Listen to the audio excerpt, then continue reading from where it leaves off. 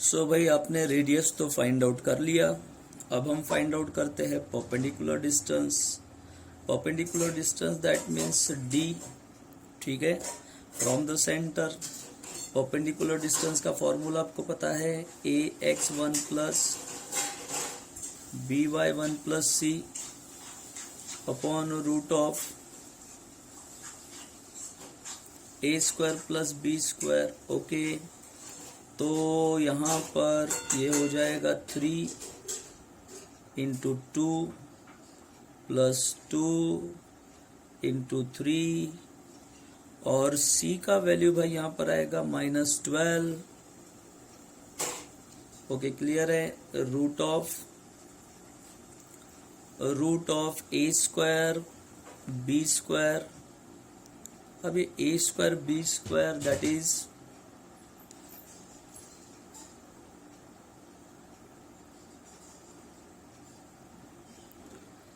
ए square b square जो है वो हो जाएगा 3 का स्क्वायर, तो ये आएगा 9, 2 का स्क्वायर हो जाएगा 4 और 3 2 ज़ा 6, 2 3 ज़ा 6, 12 -12 अपॉन रूट 13। क्लियर।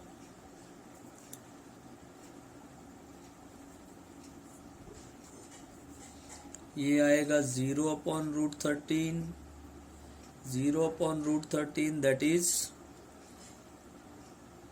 0, यानी परपेंडिकुलर डिस्टेंस जो है आपको क्या मिलेगा, 0 मिलेगा। ओके, तो आपने रेडियस फाइंड आउट किया √10, परपेंडिकुलर डिस्टेंस आपको क्या मिला, 0।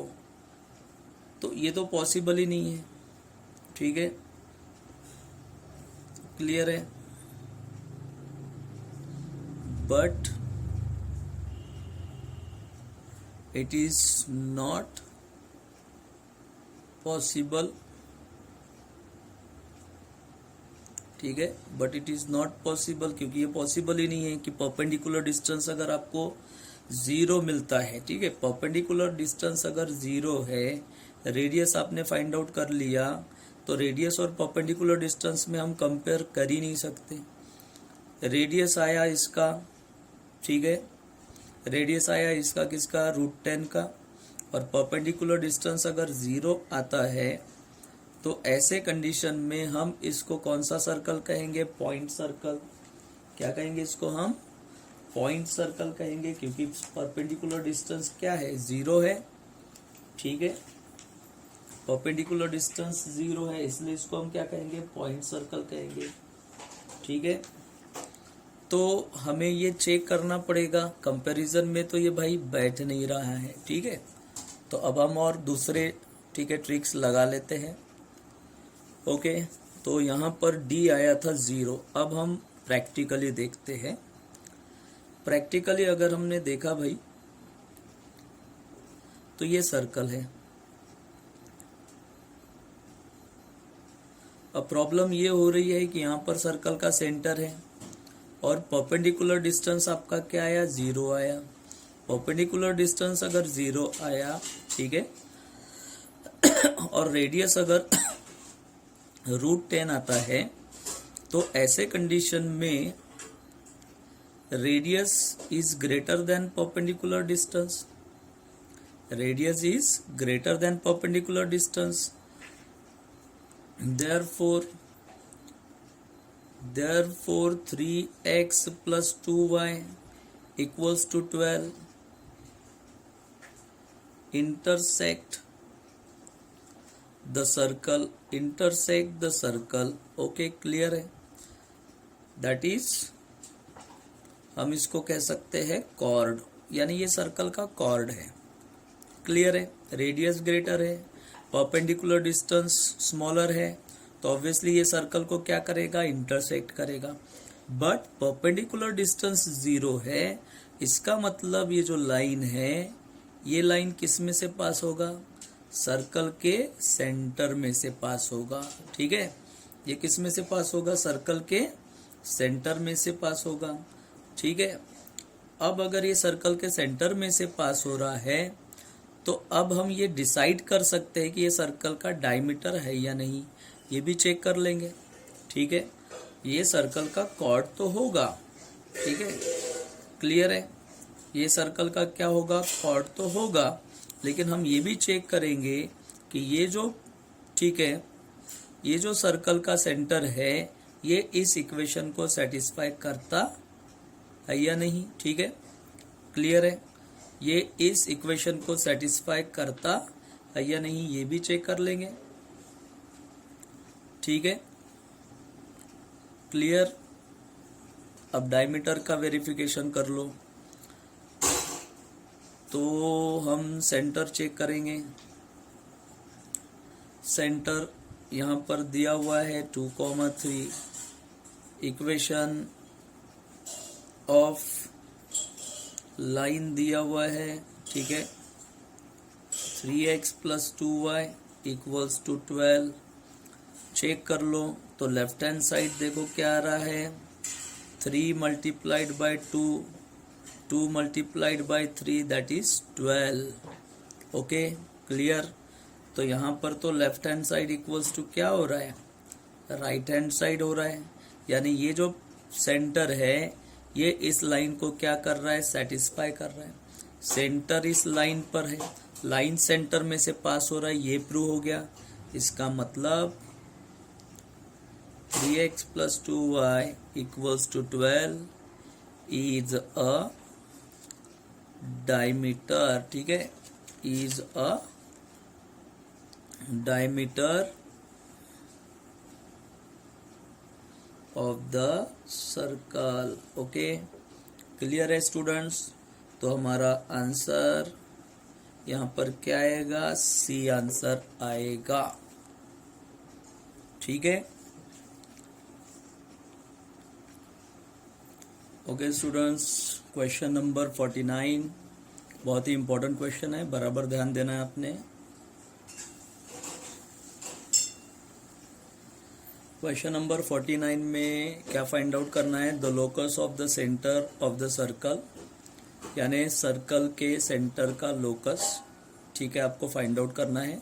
Equation of the locus of centre आपको फाइंड आउट करना है, which cuts the chord of length of 2a, ठीक है, from the positive x axis, यानी ये जो सर्कल है ये सर्कल एक्स एक्सिस के पॉजिटिव साइड पर, ठीक है, या पॉजिटिव एक्स एक्सिस पर 2a का कॉर्ड बना रहा है। ठीक है, from the positive x axis and passes through a point on the positive y axis, distance b from the origin। और ये जो सर्कल है ये सर्कल एक ऐसे पॉइंट में से पास हो रहा है जिस पॉइंट का ओरिजिन से जो डिस्टेंस है वो कितने का है भाई, b का है। ठीक है, तो हर एक इंफॉर्मेशन हम यूज कर लेते हैं। पहला इंफॉर्मेशन हम यूज करेंगे, ठीक है, उसने क्या कहा कि सर्कल जो है एक्स एक्सिस के पॉजिटिव साइड पर 2a का कॉर्ड फॉर्म कर रहा है। ठीक है, यानी एक कॉर्ड फॉर्म कर रहा है जिसका लेंथ 2a है। तो भैया लेंथ ऑफ कॉर्ड, ठीक है, या length of intercept, length of x intercept, length of y intercept हमने पढ़ा था सर्कल में।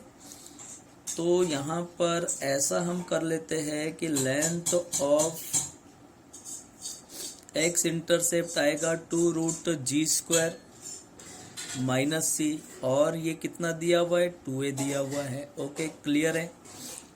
तो 2 तो भाई वैसे ही कैंसिल हो गया, और रूट हटाओ, स्क्वायर लगाओ, तो ये हो जाएगा g² - c = a²। Okay, clear है। अच्छा, अब मैं इसको नंबर दूंगा, ठीक है, फर्स्ट, क्लियर है। अगेन चेक करेंगे हम, बराबर ध्यान देंगे। फर्स्ट इंफॉर्मेशन हमने यूज कर ली, यहाँ पर इक्वेशन फर्स्ट डिराइव कर लिया, एंड सर्कल, ठीक है, पासेस, ठीक है, passes through a point, passes through a point on positive